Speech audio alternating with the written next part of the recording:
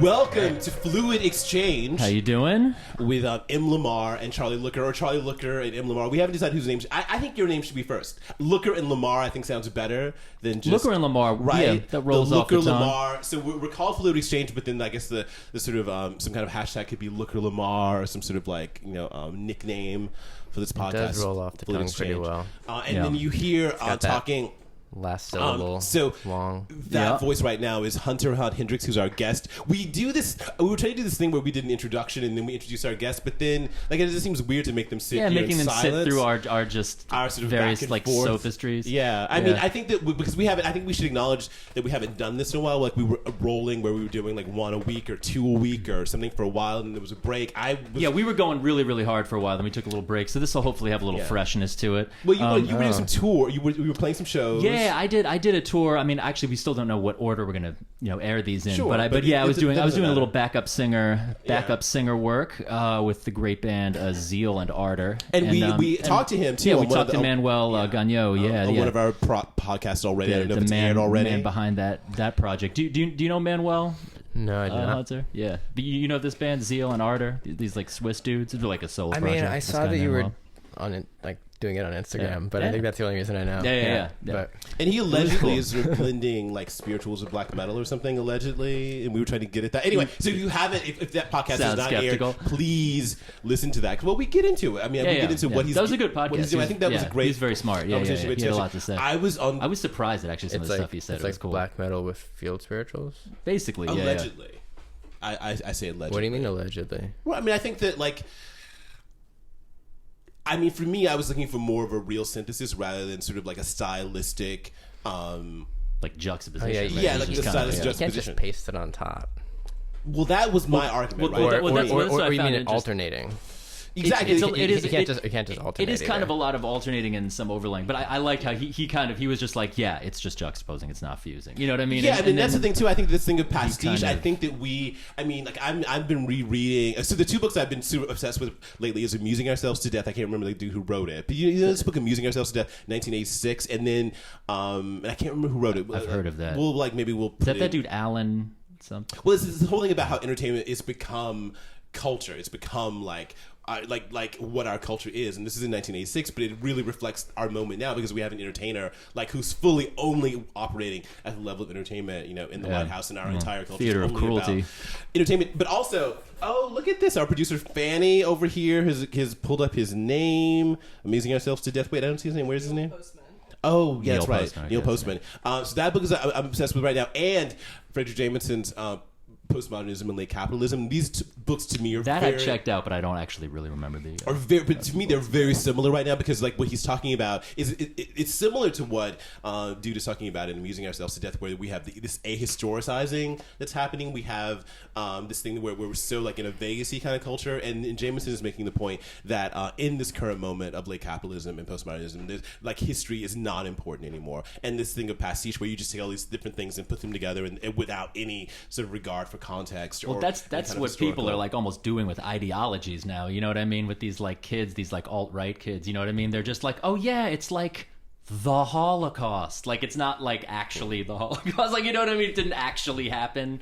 70 years ago, they're just it's just like a fucking decal. You know? But I do think that is the dilemma in our moment. What do you think about that, Hunter? Do you think for me, that is the primary thing, the ahistoricization of what could be happening? Because we're all artists here, and so I want to always sort of start from there. But I think that for me, is that a thing that informs your making? In terms of proper introduction, Hunter Hunt-Hendrix is the founder of Transcendental Black Metal as well as the Transcendental Black Metal band Liturgy. He has a solo project. And the band. I'm sorry?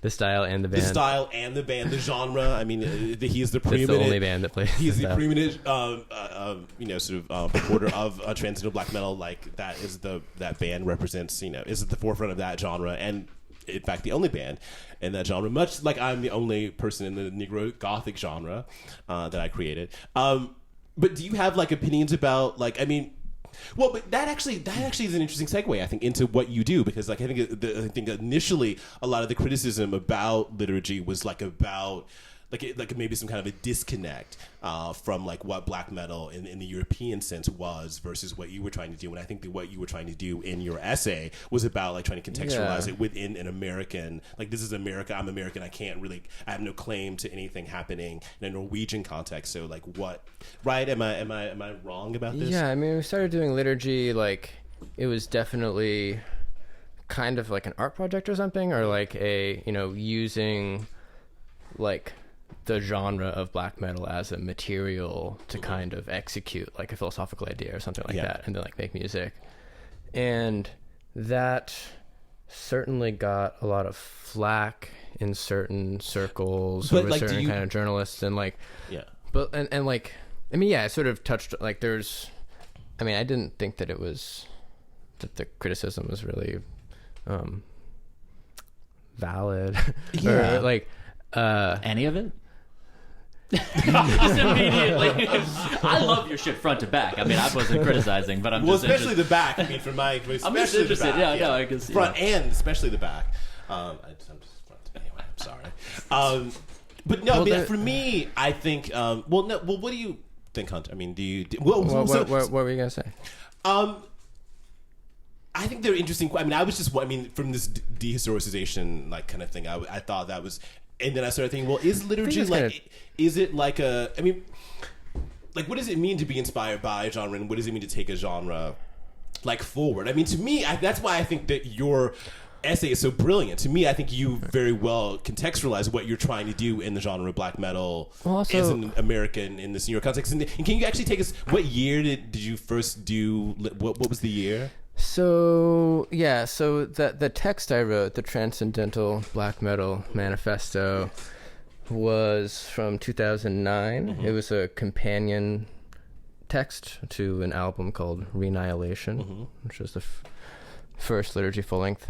And I mean, that was kind of a time when American black metal bands were starting to appear for the first time. There was a little moment, where people cared a lot, but like.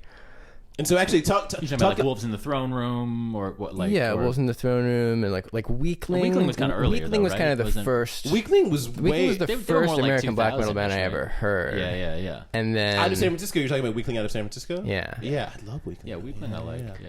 But then this was kind of different because it was so okay, so this is the thing. Like I think that black metal was sort of already doing the dehistoricization thing, So like it's this genre that's sort of metal, but also punk, and also invoking medieval times, and also invoking romanticism, and like also invoking like AI and like the future. Like it was kind of this. It was already doing that. That's kind of floating basin of different kind of cultural significations that kind of all had something kind of dark in common or something like that. And what I was really interested in was sort of following through with the references to like German idealism, So I was like really into Nietzsche, and like I got into Nietzsche and black metal at the same time. Yeah. And so the idea of the transcendental kind of comes from German idealism, sort of the transcendental as like a, sort of a higher degree of intensity at which like a greater freedom is possible. That's like dangerous and beautiful and emancipatory. And so I love all this, and I don't want to stop you, but I do always want to kind of. So you grew up in New York, like sort of take me through. I mean, like your. Because I guess like you were talking about the fact that all these sort of black metal, American black metal bands were happening. I want to kind of get a sense of the context, right? Well, I mean, so what I came out of me and Charlie kind of part of the same like music world, right? So especially at the time when Liturgy, I knew you when Liturgy was first starting. So I mean, we were both kind of like, we were both like really into metal, but kind of operating more in that like noise. But not even harsh noise, like that sort of Brooklyn 2000s kind of like DIY, more coming out of punk. DIY meets composer meets art, kind of. Yeah, like arty rock kind of underground. Like, not so much metal, but like being way into that music, but not Yeah. really playing in metal bands. So you grew at up the in time. New York, Charlie, on the Upper East Side. Where did you grew up in New York as well? Yeah. Same neighborhood too, right? Yeah, we didn't know each other growing up. for but- part of my childhood. And so, I mean, as someone who didn't grow up in New York, I'm always like sort of super fascinated by people who grew up in New York, being that this is like kind of the cultural center of the world in terms of people having access to all sorts of different kinds of music and culture and language, like sort of at your fingertips. Like you could be at Lincoln Center one moment. I would imagine.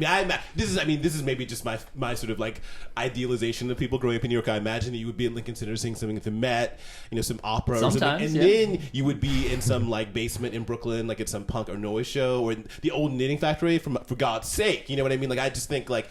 Certainly, as a teenager, you must have been at the old. I worked there in high school. Yeah, old Knitting Factory. Yeah. It was like my summer Remember when job. like Williamsburg was first becoming a thing? Yeah, Or, yeah, like, yeah. Going to see like Chick play. Oh yeah, yeah, Like, totally. Yeah. Oh, we'll take the L train. Yeah, North 6. Yeah, all Yeah. that. Yeah. Yeah, to me that just seems. I mean, I'm as someone who didn't. I mean, I grew up in Alabama, obviously. I mean, there was like shit going on there, but it wasn't like this sort of like. This like combination of the high and the low. Like I sort of hate that, but like I just think that with like my voice teacher was talking about how they just fired all these people at the Met. I'm hoping we can get my voice teacher in here. He's like so interesting. He works at the Met. He does these broadcasts and stuff, and the Met just fired all these people because there's no one's going to see classical music now. And so everyone's, and this is sort of like a dilemma with live music as a general sort of matter, like beyond. Is that really true?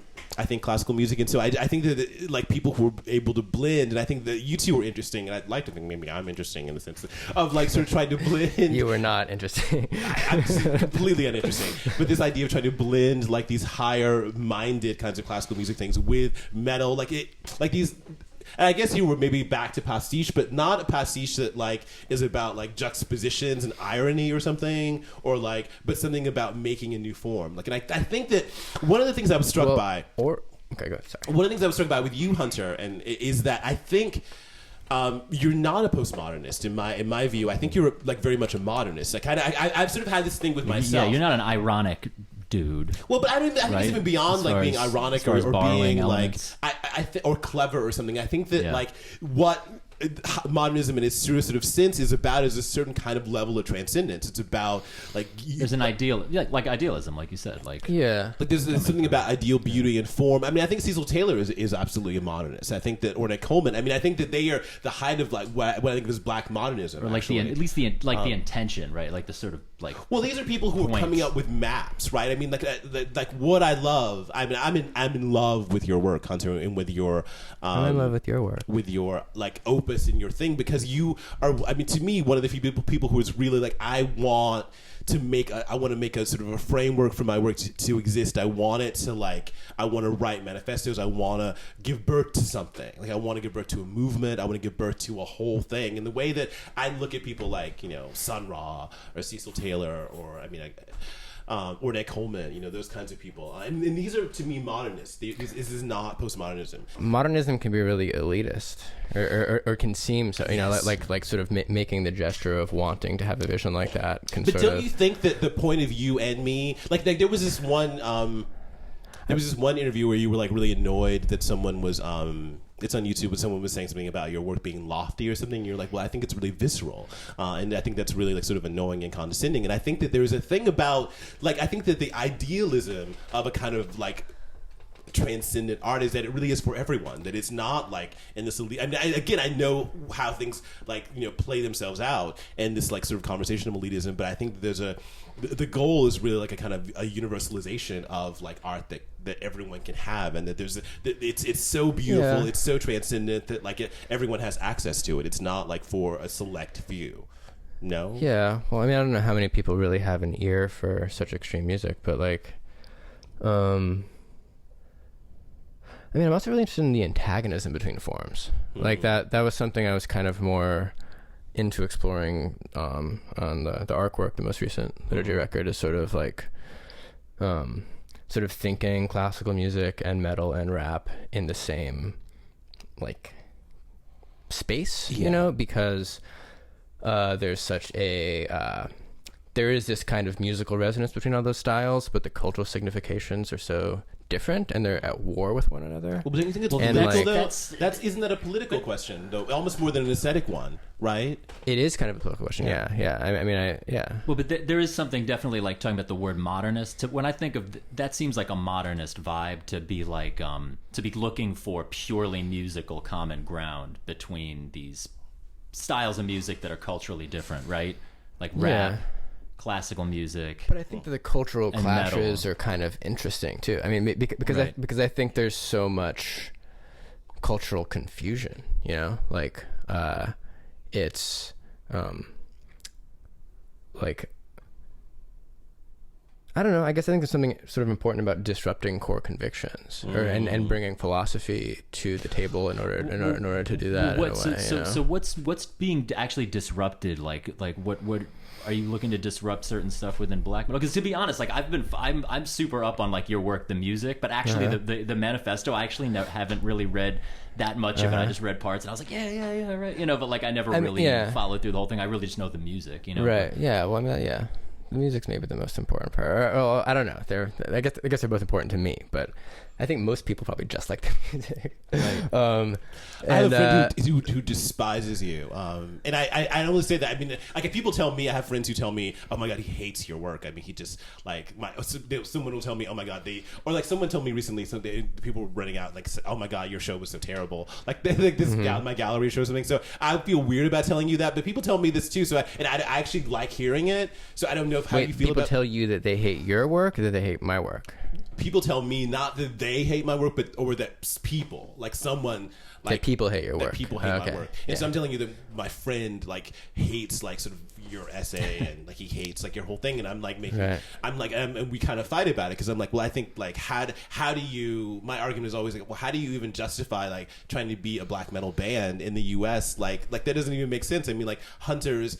Like his brilliance is that he's asking himself those questions, but and his arguments are so. I mean, he doesn't have good arguments either. So I mean, I just not to be dismissive of him, but you know they aren't. Like, well, it's also kind of. You don't necessarily need an argument to have an opinion, I guess. You don't need an argument, but I really, especially. I mean, if it's just your taste, I guess. You know, well, but to what extent do you? I mean, because a lot of his issue is even just with the essay itself. Like, you know what I mean? Right. And I'm just like.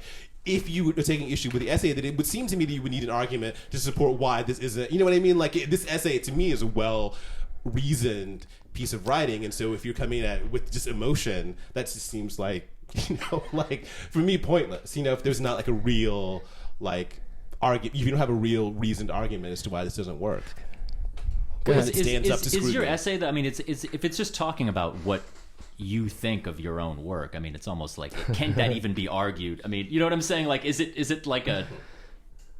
I mean, are you telling other people what to do in it, or what should be done? Because if it's not prescriptive like that, if it's just descriptive of like your own process and thoughts, it's like, how is that even a thing to be argued with? I don't know. I haven't really read it.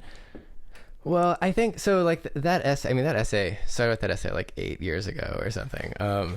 When I was like 24. We don't have to we don't have to talk about it if you'd like not to. No. Well, I mean, I'm trying to remember. I mean, like, I that think rules you were just getting that press at 24. I think really, I was into this idea of like going beyond nihilism. You know, it's a sort of a how was that going? Very common trope. So was Hitler, dude. It's like right, sort of. Well, yeah, but without a reinscription into. Like a kind of false transcendental horizon, you know. So and that's where the disruption of cultural identification comes in. So like, anyway, I think people read the essay as being an attack on black metal. Well, my friend, as such, right? Exactly. That like that sort of like your vision was better than right. Black like metal it was a pretty sort of dense and weird. It's a pretty dense, weird, poetic text that I put a lot of like thought into or whatever, and like. I think you can kind of leaf through it, and you're a metal fan, and you're like, well, this guy says metal's bad, or that like that he's better than metal or something, and then that's kind of where people stop, kind of the end of it, or whatever. Yeah. Right. But you saw something in the negativity of black metal that could be ultimately positive if you sort of seen through the lens of German idealism. I mean,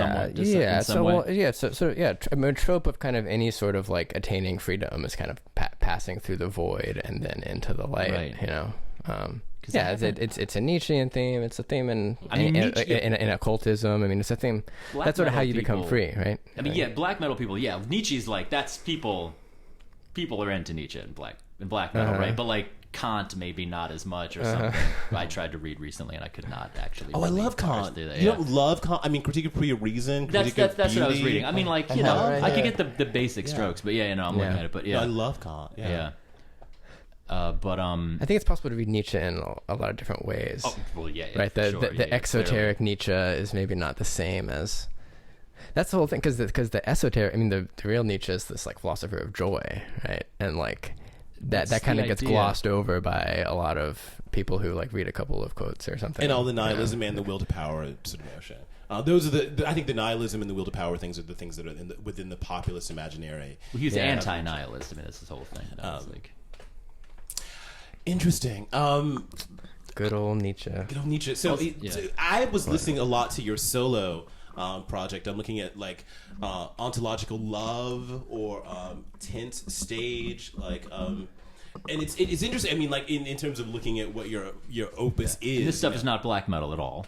No, this is electronic. We're talking about Kel Valhaal, right? Exactly. You're talking about, Kel Valhaal, and I think it's an interesting companion though to the artwork. I mean, like from my listening, and because I think that there was a point like so the first Liturgy records that were maybe sounded more like black metal records, in terms of what we understand as black metal, and the artwork is like distinctly, I think, more reflection of what your kind of like philosophies are or seem to be, sort of being put forth in the Transcendental Black Metal essay, and then Kel Valhaal seems to be like almost like kind of almost like there's a viscerality, I think, to Liturgy that I don't find in Kel Valhaal. I feel like I'm just in your head, like sort of like I'm in your head with all of your thoughts. Like, I mean, this is just me, but that, like, I'm not saying that other people. Although I love track 5, that when I saw you do that live, I love that hymn like quality, that religious. So I think that there's a thing about.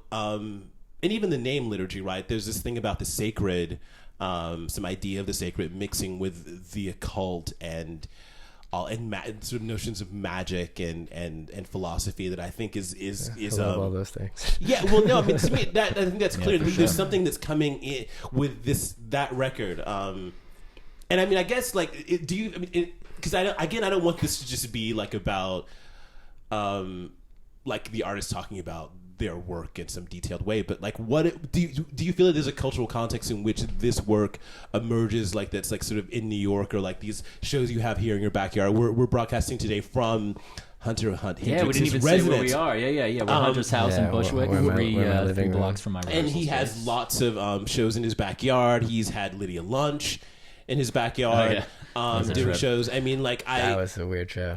Yeah, no, I'm very. To me, I'm sorry, I was being a dick. By the way, you were being such a dick. I was. I did, but were you drinking? Was he drinking? Actually, you weren't. There were people who were being much worse. I was aiding and abetting being a dick. There was this woman did this spoken word sort of stand up ish, like adorkable, like oh my God, shit, Charlie. Dude.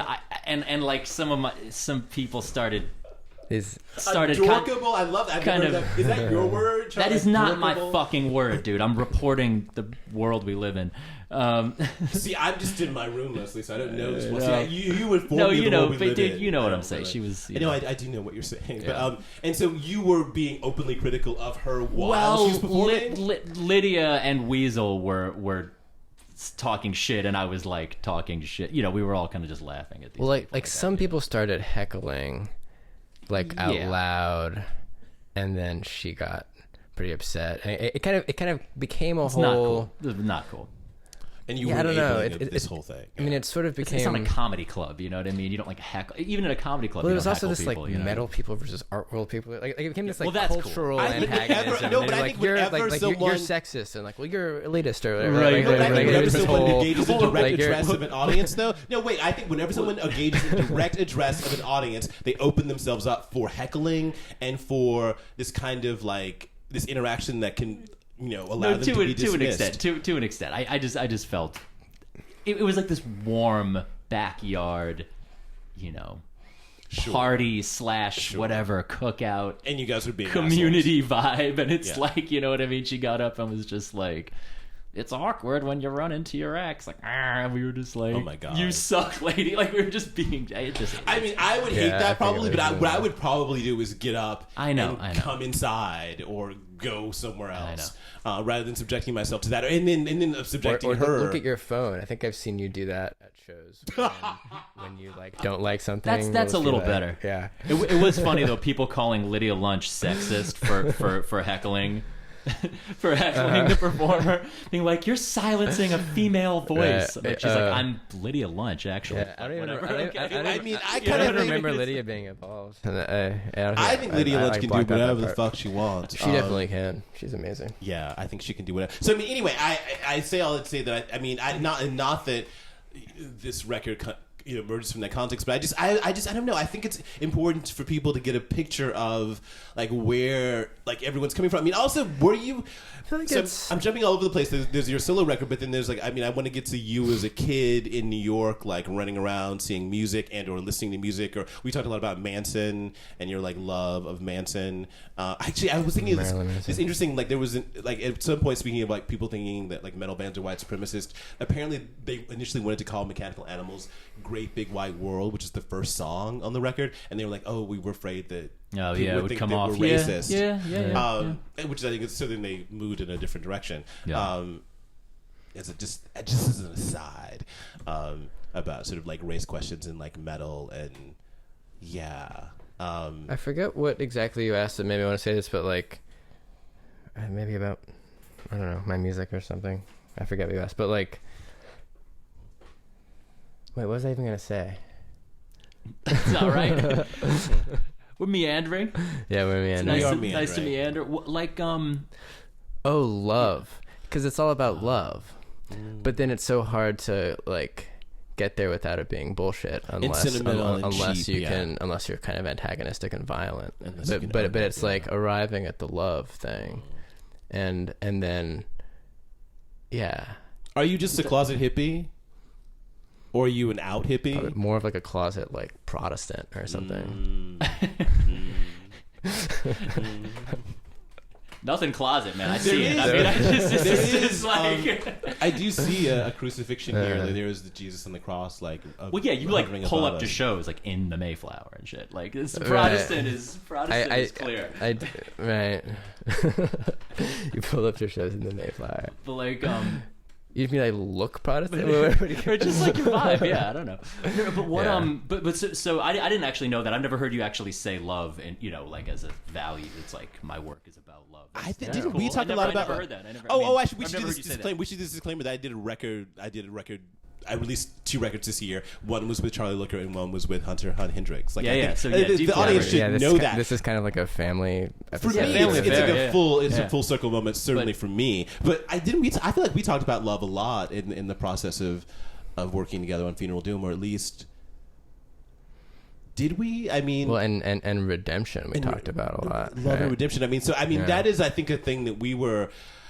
I mean, people never say that in any kind of extreme music at all. I mean, I'm surprised that. I'm surprised that you're literally the only person I've heard say that. There's got to be someone. I've never talked about. I mean in metal. I think in some hardcore people talk about love. Yeah, I could see that. But like love for the crew, the family. Right, yeah, love for like these 20 people, right? Yeah, love for like who all look just like me. Love for everyone we didn't curb stop and tonight. Like I still beat them up. Right. It's like everyone's still standing. We love you. Love for everyone who's not my fucking enemy. Yeah. Right. No, but for metal, I mean, I don't. Yeah, that I never hear. So that's yeah. Well, you use the word love in the essay in the Transcendental Black Metal. No, well, like, did you have to arrive at that word like after a while? Like you weren't saying. I always read affirmation. Talk about affirmation and joy. More philosophically, like I always feel like joy, affirmation, and and so we'll talk about like messianism. Which is like a messiah, like messianism. Yeah, or kind of a utopianism. Like a sort of a hope that things could kind of fundamentally change. Is I don't know. People kind of usually have a strong feeling about whether things are going to like change or not. Can be changed. Yeah.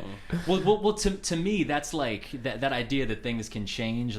That's like essentially like humanistic thinking, right? It's like people can change the world by thinking and feeling and collaborating on the human project, you know? Right. That's pretty un-black metal, though, in the sense, because It's pretty un-black metal. yeah, because what I get from so much black metal, whether it's just mystical in a like nature worship vague way, or whether it's like, obviously if it's some like hateful like, you know, fascist stuff, either way is like the inhuman, you know, it's like the limits of the human, right? It's like Definitely, nature, whether God or Satan or spirits, right? Stuff outside the human bubble, right? But so is your stuff like humanist metal? Yeah. Actually, the subtitle for the manifesto is a vision of apocalyptic humanism, and so it's kind of a spin on the notion of apocalypse, sort of the positive version. Dude, I've been trying not to talk about Nick Land, man, but like I know you're into it. I know that you're into it, and it's Right. he's fucked up. Do you check out Nick Land, man? I don't really think I know even what you're talking about right He's really disturbing guy that I don't know. Yeah. You guys are buddies? How would you? No, he's like a philosopher. He's like a left-wing accelerationist, quote-unquote, guy who went so far out that now he's like super right-wing and shit. It's sort of difficult to talk about him publicly because it's Yes, so, I like, know. No, I know. like- Admitting that you've even checked him out, people are just like, "Oh, Jesus, Yeah. that's you probably have some fucking." Well, it's because he has a lot of texts that are very leftist, and there's From before. there's a collection called Fang Numina, and a lot of them are really great. And then he kind of changed. He's like and, like- transhumanist, post-humanist, merging with I mean, he like with machines, shit like that. he has a sort of evil Nietzsche vision or whatever. Yeah. It's like not the joy Nietzsche. Well, he's a Deleuzian, so he sort of has a reading of Deleuze that is a little bit more like virulent and severe and sort of. Yeah, I believe it's sort of ineluctable that that capitalism is turning into a sort of like AI eschaton, and what is an eschaton? and That's like a like a singularity, like an apocalypse. right. I see. I Technological don't. That singularity. with He- that he's- statement, he's- I don't disagree though. Well, Yeah. the thing is, he really doesn't like. His stuff about race, you would not. Yeah, stuff Nor about am race I. and about values generally. He doesn't really believe in goodness. Doesn't believe in people. He doesn't believe in the human. Yeah. He said the idea of the human race is a mistake. Like we're just meat, we're just material. You know what I Yeah. mean? So, but so it's Anyway, like that's like yeah. an inhuman. I don't know. I get that vibe a lot from black metal, even if it's not like, oh, we're racist or we're fascist. It's like that thing of like we're about the limits of the human. So but it seems like you're about the limits of the human, but there is this humanism to it. Like you do. Well, he was back in the care day. about. He was involved in a very interesting scene, the CCRU, that was sort of a hybrid philosophy, music, like sort of like tech and shit. techno jungle kind of Yeah, it was like some raver thing, vibe in the 90s. and it was awesome. No, It was not sort in a of- shitty way. like in a cool way. Okay, It didn't raver last very always long. connotes shitty, Not but- raver, it's sort but of, like is it similar to what? cyberpunk, quote unquote, like they used to call it. Yeah. But yeah, I mean, just on the topic of like it being hard to join philosophy and music generally, like that's one example of that. I think going really well. And I mean, but philosophy I mean, is music, though. I mean, I just think that.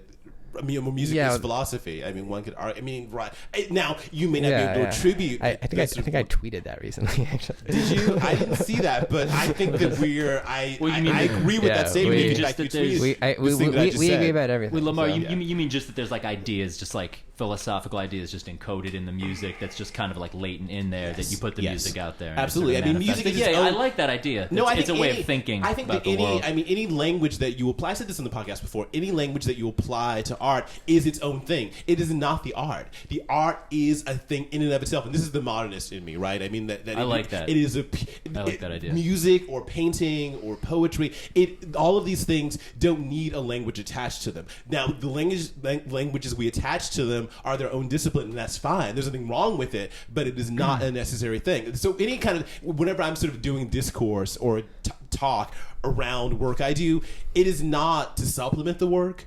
It is not to enhance the work in any way. It's the work just other work. Yeah. It's other work. Yeah. Right. The work is its own thing. It's it doesn't need anything. Medium, That's why you charge separate. You invoice separate for the lecture, right? Absolutely, I mean, you know what I'm saying? Absolutely right. It's itemized on the thing. Performance fee and different labor. lecture. And they come from really different places in me too. I mean, one thing has a viscerality, an emotionality.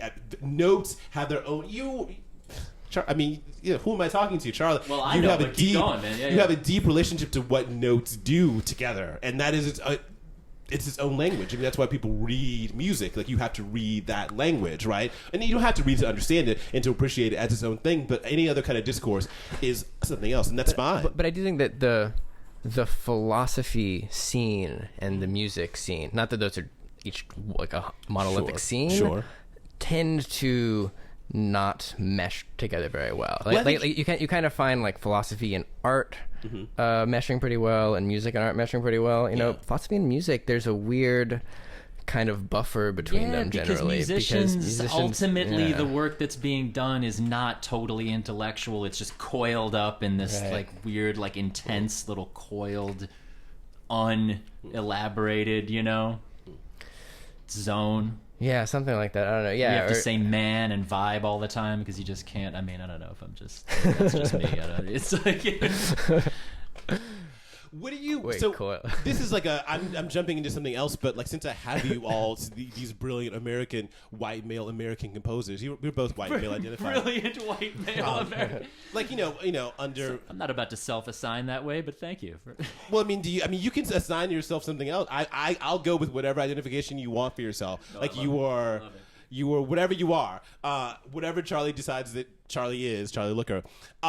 But particularly because we have Hunter here, who's written the definitive essay on Transcendental Black Metal for the definitive genre that is Transcendental Black Metal. One of the points you make about this Americanism, I mean, and one of the things that I love is that you include Skies of America as a part of sort of something that you would model. Skies of America being the Ornette Coleman string quartet you're talking about. Yeah. Well, there's an orchestra, a full symphony orchestra recording of it, I think from 1974. It's an orchestra piece? It's an orchestra piece. It's an orchestra piece. Okay, yeah. And I mean, Skies of America is like extraordinary. But to me, I think that the great failing of what... of sort of like serialism, or like sort of like even Philip Glass and John Cage and all this sort of American classical music is the great failing, or even Samuel Barber, who I enjoy, and I enjoy all of this music, but I think the great failings of it is that they're not grappling with the black question in the same way that Gershwin was. I mean, so part of my theory is that Hunter, really, I mean.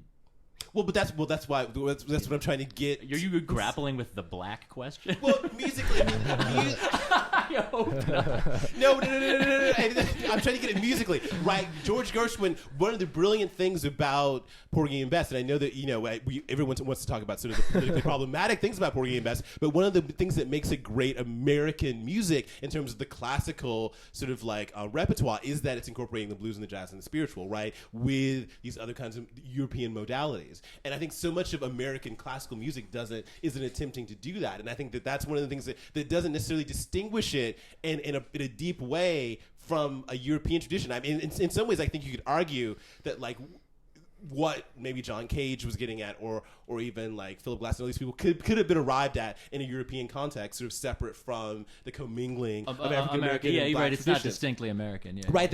And so I wonder what if you have like thoughts about how do you even, I mean, and it becomes complicated because all these questions of cultural appropriation and especially in ultra sensitive people are so, I mean, because people have issues with George Gershwin using all of that black music, but it's just brilliant, and that is sacred music. I think that Porgy and Bess operates as sacred music for black people and within the classical realm. And whenever I go to Europe and I'm playing Schubert, everyone in Germany knows those songs. Everyone knows Death in the Maiden. Everyone knows Erklärnisch in this like deep way, and in the same way that everyone in America knows Summertime.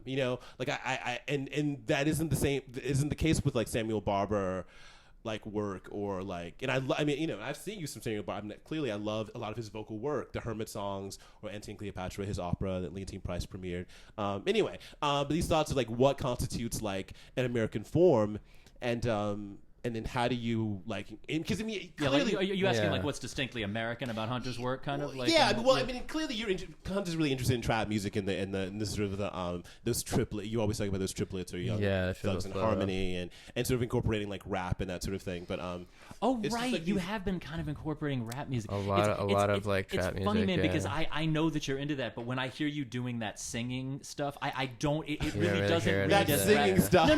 No. But the singing, rapping, like I mean, I mean, Hunters also do. I mean, I don't want to. I don't want to be talking about what you hear, but it's kind of like an appropriation It's like that's also chanting. a problematizing of the appropriation. well, but you're also in it's like way, a chanting too. I was yeah, because was I hear it more as like liturgical, like psalm note singing, you know, Right. which I mean, I've been doing that for a while. That kind of like Right. where it gets. Oh, yeah, I it got it from you. Yeah. Yeah. You didn't, did you? No, you didn't, did you? No, I got it from Busy Bone. Busy bone. It's a thing that you arrive at. I'm not saying you got it from me. I'm saying that's like it's like a thing that one. Maybe I did though. Well, I think it makes perfect sense for you to arrive there from where. Yeah, you I'm saying are. like singing really fast on like one note or two notes. You know, it's like a psalm note sing. I mean, that's like a or even liturgical microtonal stuff. I always hear like in between. Like I always hear like orbiting around a pitch, but it's Yeah. like that kind of chanting vibe. So, but it's like I always forget that that's actually you actually are quote technically like appropriating quote unquote like black Right. music. But I just don't even hear it that way. Even with the 808s and the beats, doesn't seem like rap to me. I don't know, but.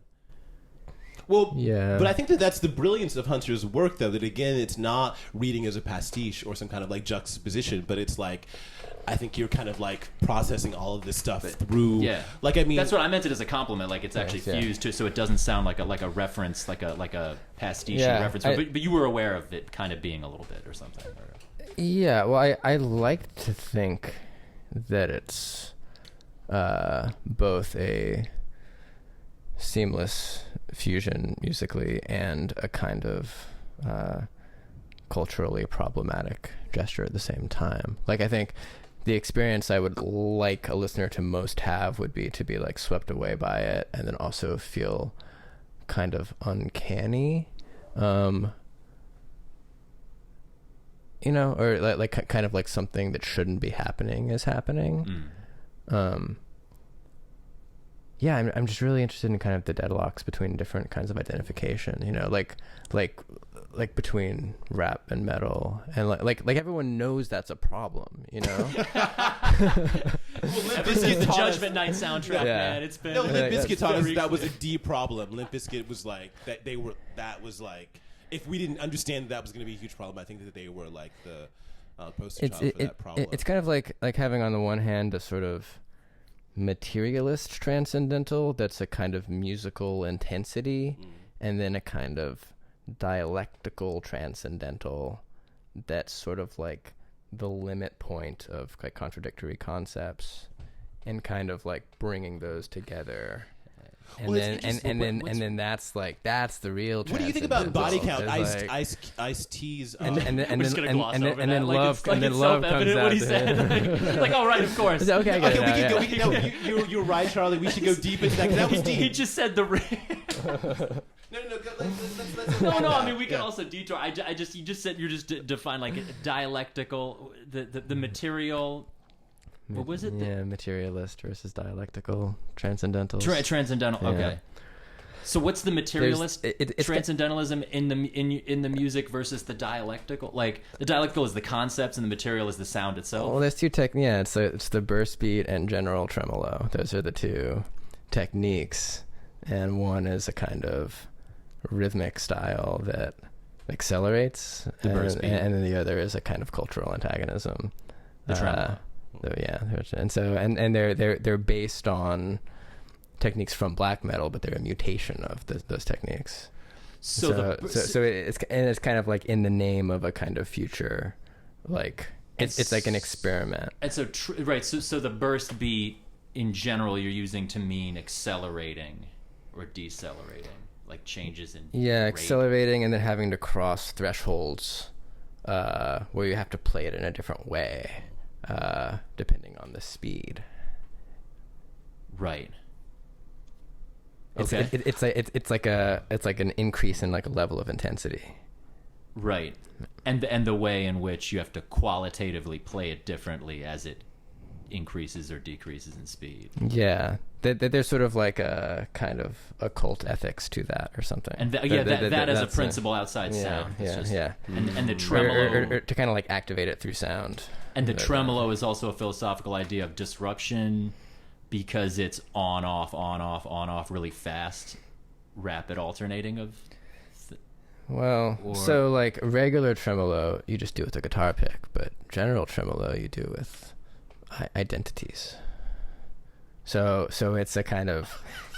this is the kind of shit. Like, No, it's like the thesis and the antithesis, or the up and down pick stroke, or whatever. That's actually what the artwork symbol means. The artwork symbol is like an up arrow and a down arrow crossing each other. It's also a very like ancient occult symbol. It's like taking a binary and just I think of it as like two pick flurry of.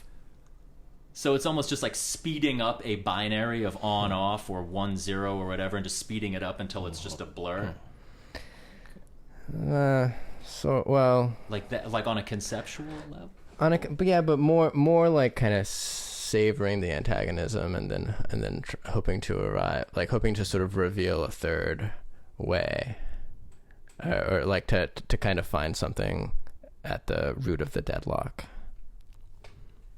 A third term, isn't that like Lacanian? A tertium quid. Yeah. A third. Anyway, I wonder. I mean, I hate to be like for our listeners out there. I'm wondering if people are like completely and utterly lost, or they're just like sailing with us. Fanning, what do you think? Right. Sorry. Are people? No. This is what we want you here. I'm like, is for my own personal indulgence. I'm having a blast, but. Are you with us? I'm sailing along. I've been Googling a few key terms. Oh, well, that's true. Everybody look at Google the whole fucking time. They're listening to this shit, and they could pause it and look something up. You know, like they could like, oh, wait, ontological love. Wait, maybe I need to stop and listen to that and then come back. Or track 5 on, your album. And maybe I listen to that hymn like beauty, and then stop and then come back. Listen to the whole thing. When you were just talking about... Thank you. This is Fanny, our wonderful producer. What's up? Hello. You were talking about tremolo and like the picture of 2 arrows crossing and pointing in different directions. Is that an occult symbol, or is that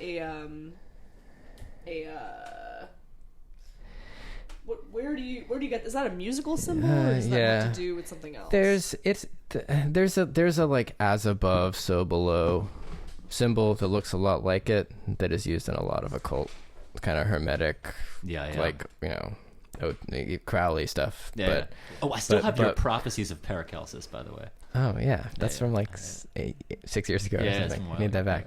But the type or the graphic design of my version looks like pick strokes. Like a pick stroke symbol, so that's how you know it's general tremolo. Right. Not to get to our collaboration. The regular version is more like kind of swoopy looking or something. But one of the things I think when I first was talking to you about making some music together, is I was interested in this. One of the things I'm interested in is this kind of the devil thing in black music, sort of the Christian kind of part of black music is kind of taken from the King tradition on, right? That kind of thing is been more prominent than the devil side, which emerges right from the blues. But I was interested. I'm clearly interested in a continuation of that sort of leg of what the blues music sort of doing in the devil and that kind of symbolism. And I was interested in what all the Hunter Hunt-Hendrix isms were sort of next to my kind of my lynching into the lynching tree, and what the kind of almost like the Christian imagery that's involved in my lynching tree. That's a crucifixion. That's sort of trying to kind of be an evocation of the dead and an awakening of the dead, and almost using voodoo, hoodoo kinds of ideas, or occultism or magic or something. Within Yoruban kind of traditions. I don't have too much to say about that. I don't really know what I have to say about the devil. No. I mean, I'm just explaining that I don't really know what I have to say about it. Yeah. But I mean, I love your use of that stuff. Yeah, I mean, I think it's unique to me, but I think that there is a like an interesting, like there's an interesting other kind of way of existing. I think that, I mean, we both love Cornel West, and you had a conversation with Cornel West about transcendentalism particularly, and I love how does he like metal? I wonder if I asked him. You should have put him on, man. I think that all indications say that he's mostly obsessed with John Coltrane. Yeah. That's what I've heard. I've heard him talk about Beethoven a little bit too. It's true. I mean, he definitely likes music quite a lot. No, that's Gets a like a lot of philosophers don't care about music at all. Right. It's a primary modality for Cornel West. But I mean, I think that there's like in terms of sort of black sort of philosophy, I think people like Ornette Coleman and John Coltrane and Cecil Taylor and Sun Ra, I think that there's something philosophical going on in that music that's much more connected to the occult and like sort of like within the devil tradition than like anything that like is in a Christian tradition, a la King, a la like Cornel West, like in that sort of trajectory. And I even think like James Cone's work, who wrote The Cross and Lynching Tree, which is so central to my work, that I think that there's actually much more, even though he's a black theologian who's all about Jesus, you know, I think that like in the Lynching Tree, and in that sort of ideology, I think it's much more connected to like, you know, the fallen angel kind of ideology that's connected to like the devil than like Christ in my. Well, you don't really talk about God or the devil in those terms in your stuff at all, right? I mean, like those tropes or those Christianisms, which are kind of, I agree, trite, but yeah, I mean, I'll talk about Christianity in terms of being a kind of beginning of a historical vector, you know, sort of Christianity, the Enlightenment, and then kind of the avant-garde and counterculture as something that has kind of kicked down the ladder of, you know, actual Christianity. I mean, yeah, there's...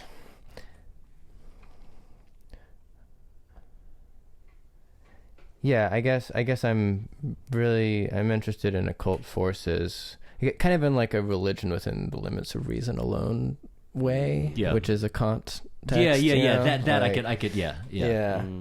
I could feel that, yeah. Yeah. The limits within religion within the limits of a reason alone is what you just said.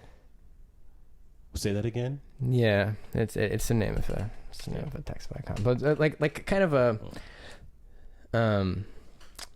like a religion that is able to like critique itself and update itself. Allegedly, that's why a lot of people enjoy Buddhism, because there's a certain rationality to Buddhism, like a certain kind of like logic to a lot of the way that the religion plays itself out, that is not just sort of about like blind faith, you know, like in so many, like in Christianity certainly, and a lot of other where you just sort of you just believe in something without my vegan friend that I was telling you about before we started recording is also a Buddhist, or like a recent Buddhist convert. This like painter friend of mine who's like convincing me to possibly become vegan because of the reason and Buddhist or the reason of it. Like I guess if you're like even if you're dissecting the world with reason, there's that transcendental zone of like what is in an object transcendentally that allows it to be known and thought of and things like that, right? Or like what space allows thoughts to exist, or like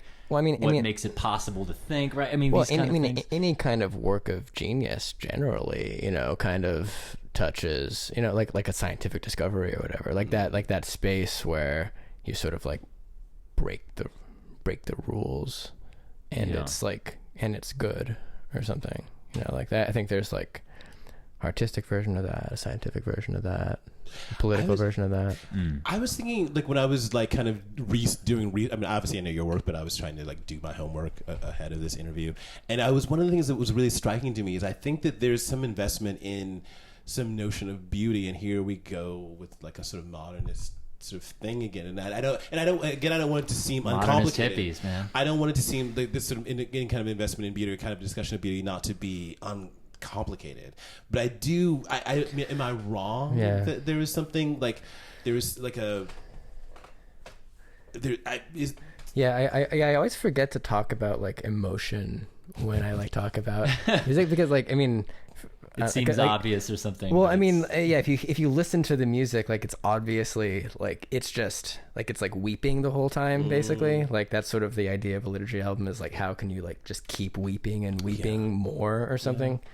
That's the idea of many of Lamar records as well. I think I'm actually almost a little bit uncomfortable with how drawn to sort of like sorrowful joy or something like that I am in composing, and I like maybe overcompensate for it by like speaking in a really cerebral way about it, and just kind of like fucking the whole thing up, and then like stopping people from like accessing it. I was thinking hyper rationality is gone. You should just play dumb, man. Yeah. You should just play dumb. I always think that hyper rationality is a way to deal with the fact that one is so emotional that they will become overwhelmed. In my case, overwhelmed so much by their emotional self that they will just completely and utterly fall apart.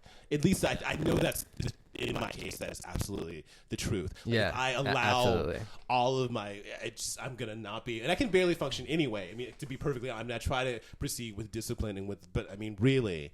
Well, I mean, that's also where the love thing comes back into. I mean, I feel like there's a lot of like, I don't know, like I think there's a lot of like love in the music or something. Like I'm very driven to sort of communicate love and just sort of want people to love each other or something, and like that it's like that's so cheap in a way. Well, you unless you can like, it's only cheap to say. I mean, but unless you can like protect it or something, like you can't engage in cheap sentiment. I mean, I think that's the problem with love as a discourse is that it's so commingled with like just the trite, the mundane, the unearned. You know, the love is like an action, right? I mean, like, the true radical love is it requires lots and lots and lots of labor, and it's not like a sentimental like thing that you feel, right? The radical people talk about love, they're not talking about a feeling that but it's something that is an action. It is something that is doing something. Like Cornel West always quotes, I think he's quoting King when he says justice is what love looks like in public. Yeah. Right, I say that all the time, and I just think that's just not uncomplicated. I mean, that's like really complicated. I mean, it's not like just some person feeling a thing in like a Hallmark card like way or some cheap sentiment. That's why I hate like so much music in the world, so much pop music in the world. I just think it's so much about like just cheap sentiment. And then real sentiment is so difficult, or like real sincerity. I mean, that's I've said to you many times. I really appreciate in your work the like degree of sincerity in it. Well, I would like to. I hope that it's not cheap, though. But I hope it's earned. Well, actually, you kind of have that too in a way, although it's like in what just well. A sort of high degree of sincerity, although it's sort of a darker version or something like. Yeah, well, I tend to just be hyper sincere about just the more negative aspects of just what I sincerely feel. You know what I mean? There's all kinds of sincerely positive things that I think all day that just, it's just not what music's for, Right. No, it is because it's working out problems, you know what I mean? So it's just like not. Well, your new project, I feel like is so conflicted around why I love. I mean, I guess. Probably the world hasn't heard much of it yet because you haven't put out a record, but it's so good in the ways it's so conflicted. I think around around masculinity. I think like a white masculinity. I mean, I don't hate to be all like but these things we all exist unfortunately within a political context. It's bullshit. I completely concede that all this like white maleness or black maleness or all this stuff is bullshit, and yet we suffer under these like absurd labels. But I think that so much of like what I love about this new work that you're doing. Anyway, I feel like this is a whole other discussion because we're we don't need to talk about. We'll do. Yeah, when we have our I'll be plugging my shit next. Yeah, but we're gonna have coming out. We're gonna have the podcast of just us though soon, right? Yep. Yeah. We gotta do that like this week. Just the straight duo one. Yeah, for sure. I'd really like to hear you guys. Rather than a menage a trois, we'll just it'll just be us like making intellectual love to each other.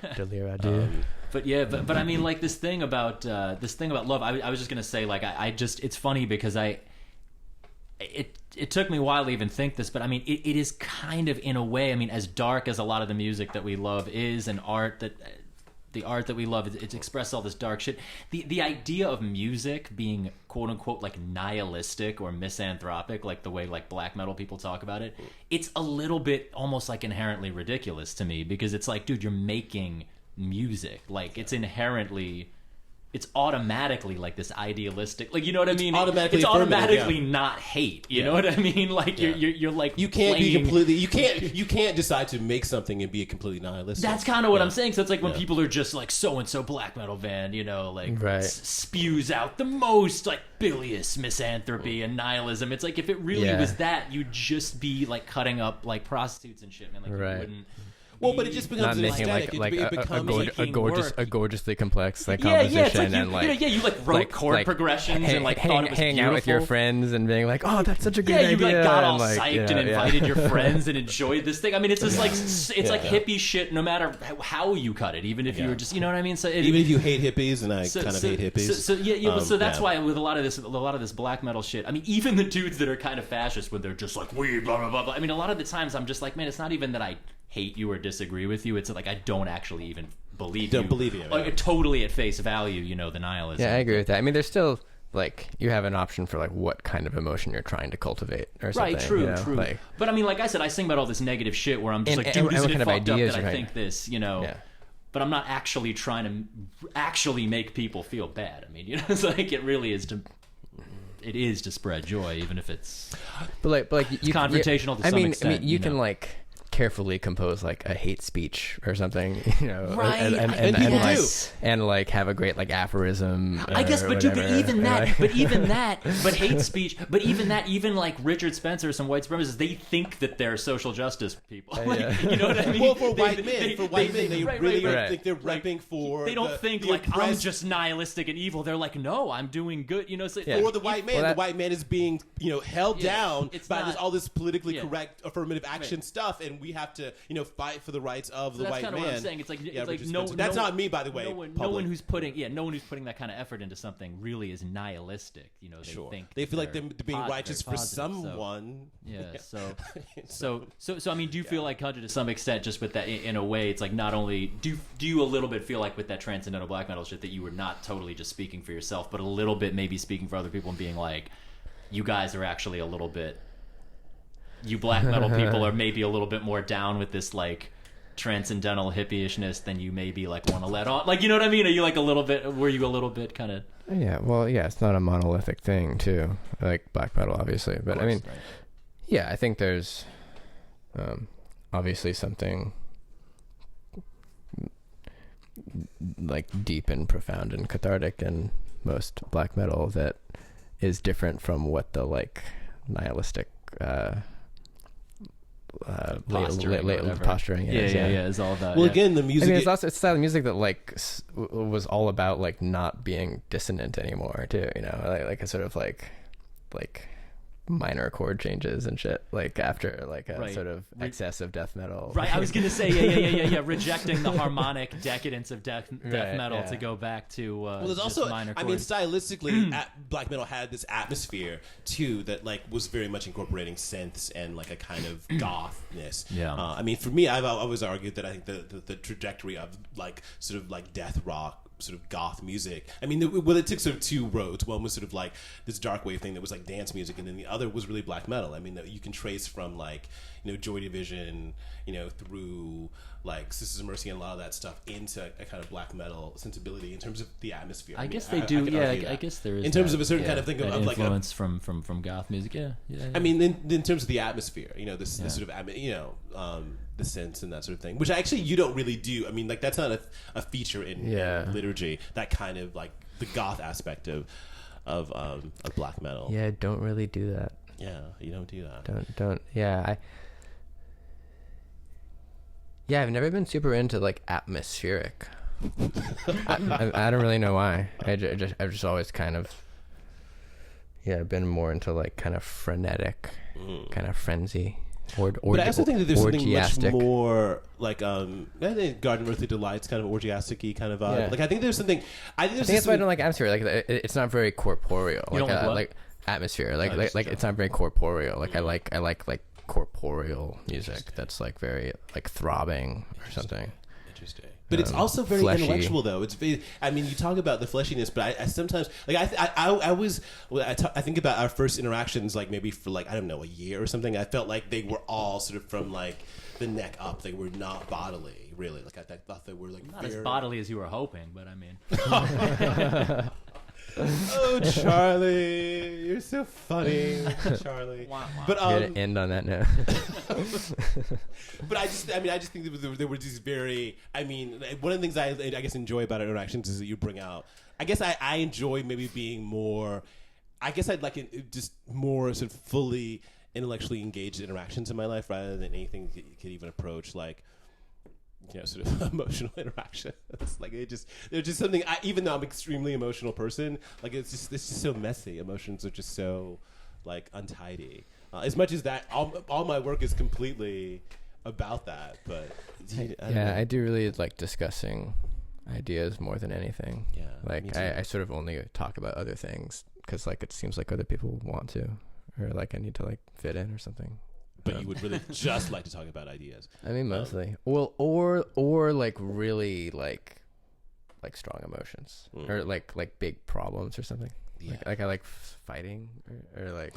Saban sent me this like personality test thing. Like I should send it to you. Or like making up. No, I bet you would be in the debater. So I basically like there was this personality test that I took, and like I was just like these questions are random. Like what is it gonna mean? And then it turns out I'm like a debater personality, and it was like. I was like, oh shit, this is actually completely me, and it's this personality who's really likes like sort of like arguing ideas and existing in ideas and these rational kinds of outcomes. And like Saban was like a mediator personality, which is like I guess like more kind of like receptive. And anyway, I was surprised at how accurate this thing was, and I bet you would be a debater personality. A debater. Yeah. And my Enneagram is a 5. What is that? The Enneagram?